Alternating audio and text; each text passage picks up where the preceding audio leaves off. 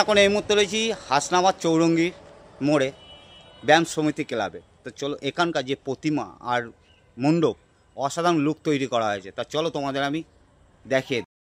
পুরোটাই পাট দিয়ে তৈরি করা আছে।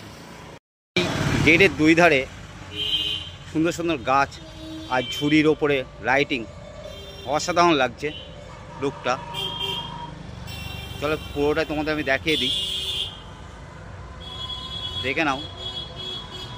যখনই প্রবেশ করবে তোমরা তো একটা লুক দেখতে হবে, চলো তোমাদের সেই লুকটা দেখাচ্ছি। আর এই যে গেট আপটা তৈরি করা হয়েছে পুরো পাটের দিয়ে তৈরি করা হয়েছে, পুরো পাট, দারুণ লাগছে গেট আপটা, পুরো পাট দিয়ে তৈরি করা হয়েছে। আর যখনই প্রবেশ করবে তখন দেখবে এই রকম ডিজাইন চটা দিয়ে সুন্দর সুন্দর ফুল আঁকা, পুরো এটাই কিন্তু কঞ্চি পাট দিয়ে তৈরি করা হয়েছে এবারের পূজা মণ্ডপ। চারিদিকটা দেখো পুরো কুলো ধামা ঝুড়ি দিয়ে পুরো গেট আপ তৈরি করা হয়েছে। এই সাইডেও কিন্তু সেম ডিজাইন ধামা কুলো ঝুড়ি দিয়েই কিন্তু গেট আপটা তৈরি করা হয়েছে।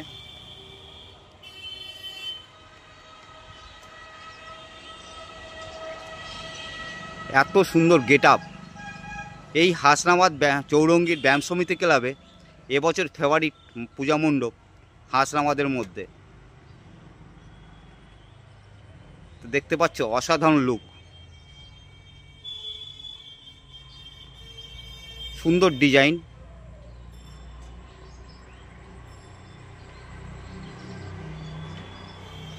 খুব সুন্দর লাগছে ডিজাইনটা।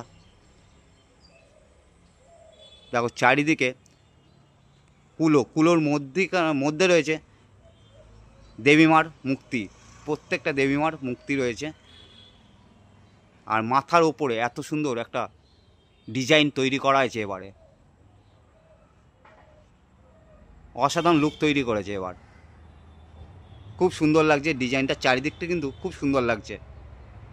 আর রাত্রিবেলায় লাইটিং যখন শুরু হবে তখন আরও লুক তৈরি হবে, দেখে নাও। আর দেবীমার মাথার উপরে ডিজাইনটা দেখো, খুব সুন্দর একটা ডিজাইন তৈরি করা হয়েছে, সুন্দর ফুটে উঠেছে, দারুণ লাগছে। আর দেবীমাকে দেখো, দেবীমার মুখটা কিন্তু খুব সুন্দর লাগছে। আর দেবীমার পরনের শাড়িটা কিন্তু অসাধারণ লাগছে। বাবা মহাদেব নিচে শুয়ে আছে, তার উপরে দেবীমা, কি লুক তৈরি করেছে এবারে হাসনাবাদ চৌরঙ্গি মোড়ে ব্যায়াম সমিতি ক্লাবে। দেরি না করে তোমরা চলে এসো দেখার জন্য।